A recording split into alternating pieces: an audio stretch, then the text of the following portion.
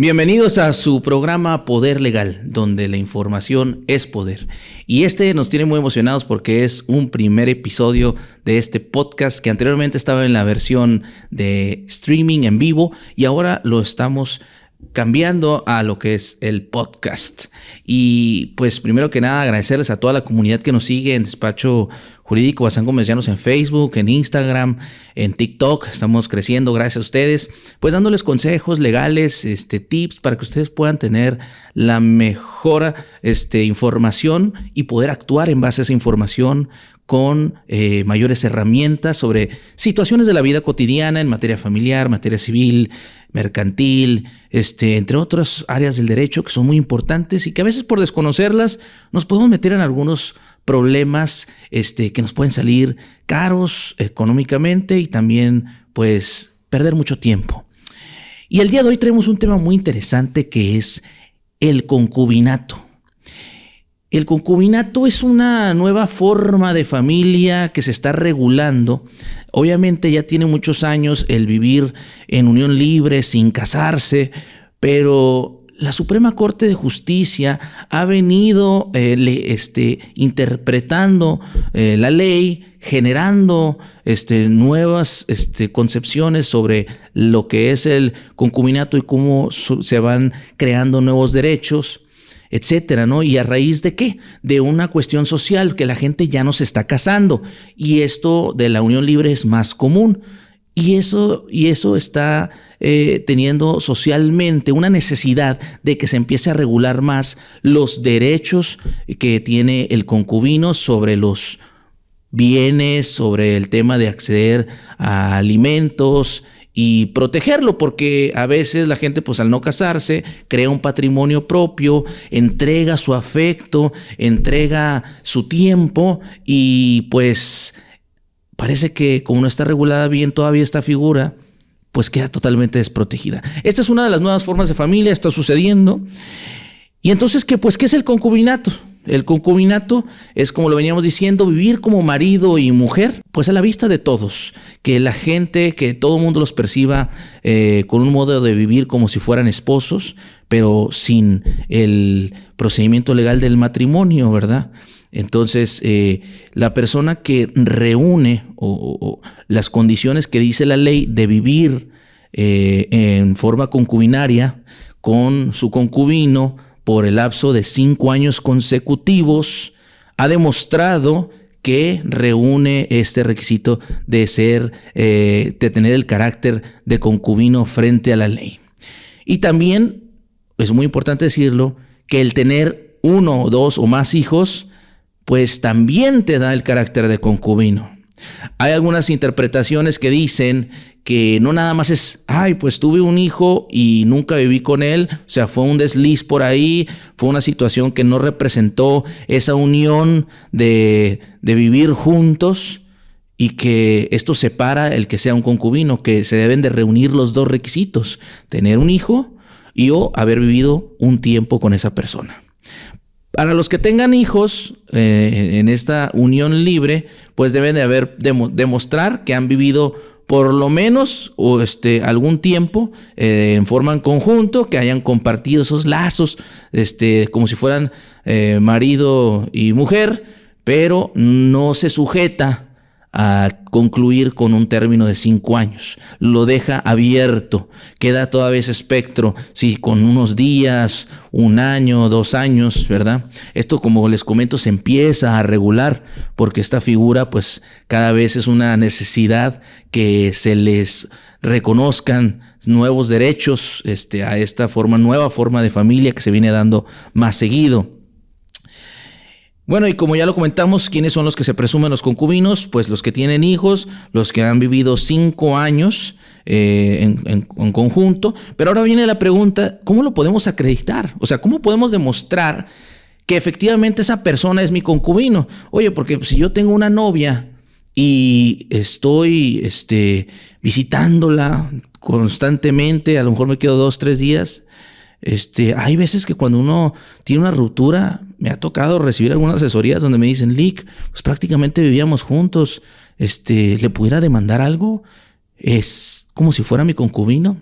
Entonces se empieza a tergiversar esa cuestión. Entonces sí hay que delimitarla muy bien, de que solamente es para las personas que han reunido esa notoria unión de 5 años como si fueran marido y mujer, o que han tenido hijos. Eso es como se prueba plenamente que sí es una persona que ha vivido como concubinaria o concubinario. ¿Y cómo se puede reconocer? Bueno, lo podemos hacer ante una notaría, podemos hacer un trámite donde ambos suscriben que pues se reconoce que es su concubino. Es una declaración que se hace por escrito y que se compulsan las firmas y da fe un notario público. Eso es una de las formas de reconocimiento por mutuo consentimiento de lo que sería el concubinato. Pero también lo pudiera hacer una persona que hace su testamento y manifestarlo en su testamento, y al momento de que se le da lectura, pues ya queda ese reconocimiento del carácter de concubino. También pudiera ser a través del más común, que es cuando no están de acuerdo las partes, a realizar el trámite de una diligencia de jurisdicción voluntaria. Este trámite se hace ante los juzgados locales en materia civil, y básicamente es iniciar un trámite que se llama diligencias de jurisdicción voluntaria, donde manifieste una serie de hechos de por qué y cómo y cuándo se dieron las cosas de la relación, para haber acreditado o que tenían hijos y vivieron un tiempo antes de la fecha en que falleció el concubino, o que tenían hijos, y con la declaración que hagan 2 testigos frente a un juez y otros medios de prueba, pueden ser fotografías, recibos, que demuestren cierta convicción al juez de que efectivamente esa persona vivía en esa unión de concubinato. Y si es el caso, el juez lo determina prudente, entonces estará realizando una declaración judicial donde emita un fallo que establezca que se le reconoce o se le da el carácter de concubino o concubina. Y lo menciono esto de que 5 años antes de la fecha en que falleció el concubino, porque eso es lo que establece la legislación en varios de los estados a nivel nacional. En la mayoría, por lo que concierne a Baja California, estamos hablando que se debe de acreditar 5 años antes de la fecha, antes de la fecha en que falleció el concubino, para tener derechos a qué. Y ahí vamos a hablar sobre los derechos. Pues el concubino tiene derecho a heredar, precisamente si acredita esta situación de heredar en la porción de 2/3 partes, como lo que le correspondería a un hijo si la concubina no tuvo hijos con el concubino. Y ahí vienen una serie de supuestos, que si tuvo hijos o no, y eso va a acrecentar o decrecer lo que serían sus derechos a la masa hereditaria, a lo que va a ser la herencia de quien falleció, del concubino. Pero ¿qué más aparte de heredar? Pues a recibir alimentos. Entonces la gente me pregunta, oye, yo viví con esta persona tantos años, viví 10 años, 14 años, ¿puedo yo recibir alimentos de esa persona? En Baja California y en algunos estados, hasta ahorita solamente se encuentra legislado que puedas acceder a pedir alimentos si viviste los últimos 5 años a la fecha en que falleció del concubino, ¿verdad? O el autor de la sucesión en este caso. Y se tendrá que demostrar, y si lo acreditas tendrás derecho a recibir alimentos, siempre y cuando te veas imposibilitado para trabajar, ¿verdad? Son situaciones que se deben de acreditar para poder acceder en la vía de la herencia a que se te otorgue una pensión alimenticia. Pero también el Seguro Social para los trabajadores reconoce a las concubinas declaradas judicialmente o reconocidas legalmente, que puedan cobrar la pensión que le correspondería por viudez a la concubina cuando la persona que falleció, la trabajadora o el trabajador, no se encontraba casada. Porque si estaba casada la persona, no pudiera acceder con el carácter de concubino a cobrar esa pensión. Tendría preferencia, obviamente, la esposa o el esposo. Y eso es muy importante que lo sepan. No puede haber concubino si hay una persona con la que se encuentra casada la pareja con la que se estuvo cohabitando por estos 5 años. Es una excepción, bueno, más bien es una limitante el que la persona concubina no tenga contraída nupcias o matrimonio con otra persona para que puedas tener el carácter de concubino.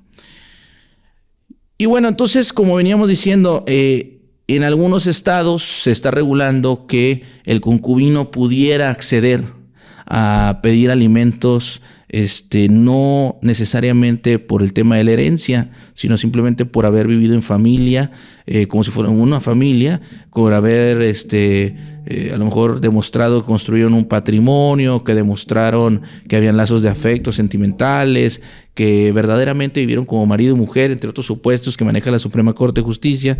Y como les comentaba en un inicio, se están regulando estas nuevas formas de familia y se les están reconociendo el derecho a pedir alimentos, no necesariamente al fallecimiento del concubino de la pareja, ¿verdad?